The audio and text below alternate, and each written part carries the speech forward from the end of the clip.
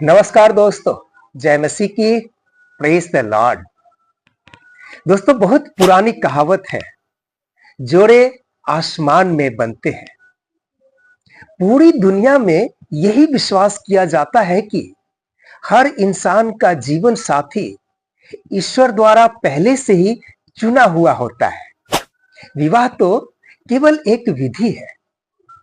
दोस्तों, मसीही जगत में भी बाइबल के आधार पर यह माना जाता है कि जिस प्रकार परमेश्वर ने आदम की पसली से हव्वा को बनाया था, उत्पत्ति अध्याय 2 पद 21, उसी प्रकार हर पुरुष की पसली से परमेश्वर ने उसकी जीवन संगिनी को बनाया है।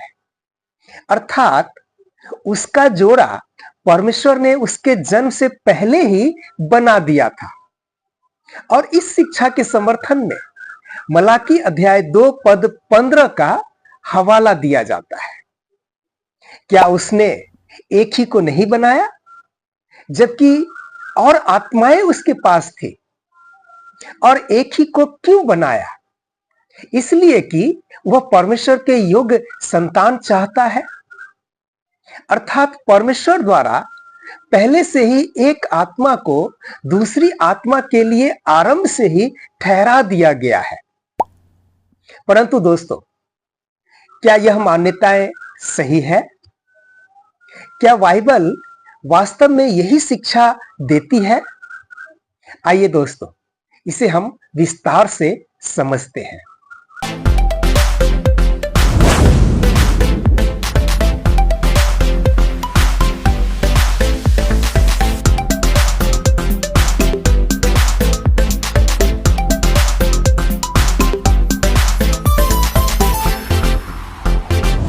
मेरे प्रिय भाइयों और बहनों, जोड़े आसमान में बनते हैं, यह सिद्धांत बाइबल में कहीं नहीं पाया जाता।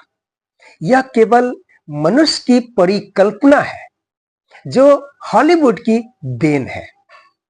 परमेश्वर ने आदम की पसली से हव्वा को बनाया था, परंतु दोस्तों, इसका यह मतलब नहीं है कि परमेश्वर हर गर्भस्थ भ्रूण की पसली निकालकर दूसरे भ्रूण में रोपित करते हैं। वास्तव में यह तर्क सुनने में भी व्यवहारिक नहीं लगता है। दूसरी ओर, जिस मलाकी अध्याय 2 पद 15 का हवाला इस तर्क के समर्थन में दिया जाता है, उसका जोड़े के पूर्व निर्धारण से कोई लेना देना नहीं है दोस्तों। क्योंकि मलाकी अध्याय 2 पद 15 और 16 में परमेश्वर पिता व्यभिचार के संबंध में बात कर रहे हैं, न कि जोड़े के पूर्व निर्धारित होने के संबंध में। यदि दोस्तों एक लाइन में कहा जाए तो जोड़े परमेश्वर नहीं बनाते हैं। यह बातें सुनने में अटपटी लग सकती है, परंतु दोस्तों, बाइबल में इसके पुख्ता उदाहरण देखने को मिलते हैं। इसहाक के जीवन संगिनी के चुनाव के लिए इब्राहिम का सेवक मेसोपोटामिया जाते हैं और परमेश्वर से प्रार्थना करते हैं। उत्पत्ति अध्याय 24 पद 12 और 14, हे यहोवा, मेरे स्वामी इब्राहिम के परमेश्वर, आज मेरा कार्य सफल कर और मेरे स्वामी इब्राहिम पर कृपा दृष्टि कर। अब ऐसा हो कि जिस कन्या से मैं कहूं अपना घड़ा उतार कि मैं पानी पी सकूं, और वह यह उत्तर दे, ले पी ले, और बाद में मैं तेरे ऊंटों को भी पिलाऊंगी। यह वही हो जिसे तूने अपने सेवक इसहाक के लिए ठहराया है, और इसी से मैं जान लूंगा कि तूने मेरे स्वामी पर कृपा दृष्टि की है। और उत्पत्ति अध्याय 24 पद 15 से 19 में पढ़ते हैं, उसके द्वारा की गई प्रार्थना का उत्तर उसे रिबेका के रूप में मिलता है। दोस्तों, मेरे प्रिय भाइयों और बहनों, यह बहुत ही स्पष्ट उदाहरण है बाइबल में, जो यह बताता है कि परमेश्वर सिर्फ उसी व्यक्ति की जीवन साथी चुनने में मदद करते हैं जो इस विषय में प्रार्थना करते हैं। यदि एक विश्वासी भाई या बहन अपने जीवन साथी के लिए निरंतर परमेश्वर से प्रार्थना कर रहे हैं, तो परमेश्वर उसके लिए एक बेहतर जीवन साथी का चुनाव करके उसे देते हैं।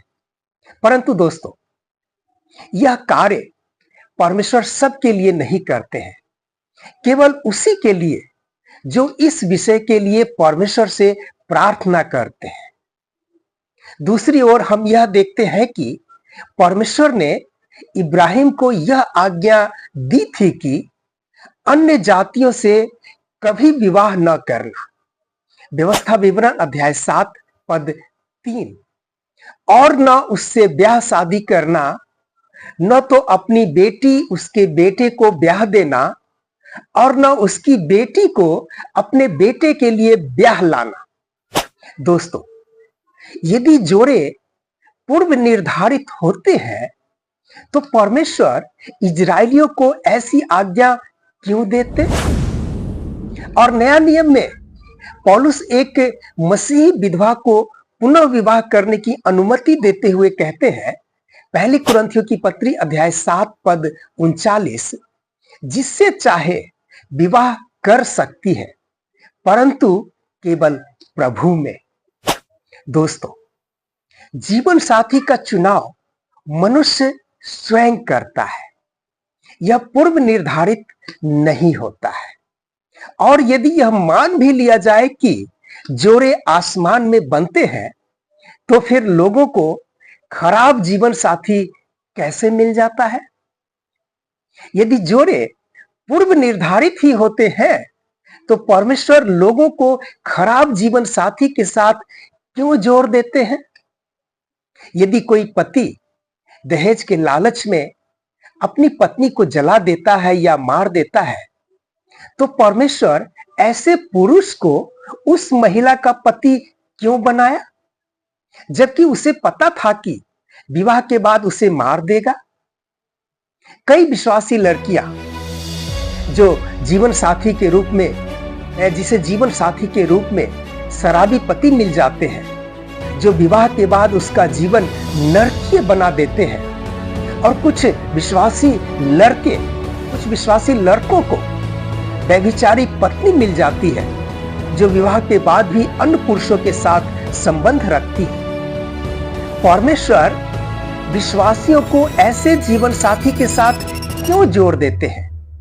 यदि परमेश्वर हर एक के लिए एक एक जोड़ा बनाए हैं, तो कुछ लोग कई कई शादियां कैसे कर लेते हैं? दोस्तों, मेरे प्रिय भाइयों और बहनों, इन प्रश्नों के ऊपर लंबा चौड़ा वाद विवाद और तर्क हम कर सकते हैं, परंतु वास्तविकता यह है कि जोड़े आसमान में नहीं बनते हैं, उन्हें मनुष्य ही बनाता है। परमेश्वर सिर्फ उस जोड़े का साक्षी होता है। मलाकी अध्याय 2 पद 14। मेरे प्रिय भाइयों और बहनों, बाइबल यह शिक्षा नहीं देती कि विवाह परमेश्वर द्वारा पूर्व निर्धारित होता है। जोड़े आसमान में बनते हैं, यह केवल एक मानवीय धारणा है, न कि बाइबल की सच्चाई। परमेश्वर ने मनुष्य को स्वतंत्र इच्छा दी है, जिससे वह अपने जीवन साथी का चुनाव स्वयं कर सकता है। हालांकि जो लोग प्रार्थना के द्वारा परमेश्वर से मार्गदर्शन मांगते हैं, परमेश्वर उनकी सहायता अवश्य करते हैं। दोस्तों, अवश्य करते हैं। यदि विवाह पहले से तय होते, तो इजरायलियों को अन्य जातियों से विवाह न करने की आज्ञा क्यों दी जाती? यदि परमेश्वर ही हर विवाह को तय करते हैं, तो बुरे और अपवित्र संबंधों की घटनाएं क्यों घटती हैं? वास्तविकता यह है कि विवाह का निर्णय मनुष्य स्वयं लेता है, और परमेश्वर केवल उन जोड़ों को आशीष देते हैं जो उनकी इच्छा के अनुसार चलते हैं। इसलिए हमें अपने जीवन साथी के चुनाव के लिए परमेश्वर से प्रार्थना करनी चाहिए और उसके मार्गदर्शन में निर्णय लेना चाहिए। विवाह एक महत्वपूर्ण निर्णय है जिसे हमें सावधानी और परमेश्वर की अगुवाई में लेनी चाहिए, न कि केवल यह सोचकर कि हमारा जोड़ा पहले से ही तय हो चुका है। धन्यवाद दोस्तों। यदि वीडियो अच्छी लगी हो तो आगे भी अपने दोस्तों के साथ शेयर करें। फिर मिलते हैं दोस्तों अगले वीडियो में। तब तक के लिए जय मसीह की। प्रभु आप सबों को बहुत आयत से आशीष प्रदान करे। आमीन।